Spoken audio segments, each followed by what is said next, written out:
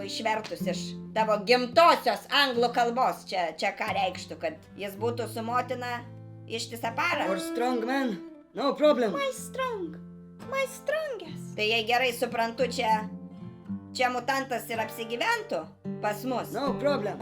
Tu savo namų neturi? Man šitie labiau patinka. Nu, aš net neabejoju. Noriu būti ten, kur yra močiutė. Ta prasme, hebra, žinokit, ne, dar kartą sakau ne, su visa pagarba šitam nuoširdumui, bet kūjinis kašalotas čia tikrai neapsigyvena. Nepajudinama! Nepajudinama! Klausyk, Rolandai, bus taip. Jei manęs čia nepriemi, aš išsivežu močiutę su savimi. Prašau. Taip, broli, tai yra pasiūlymas numeris 2. Ką taip? Jei nenori, kad Sergejus apsistotų čia, tuomet jis išsiveža mamą ir slaugo ją savo narve, savo sandėlį Sierai. Padėk man, nežinau, kaip tiksliau apibūdinti tas savo patalpas.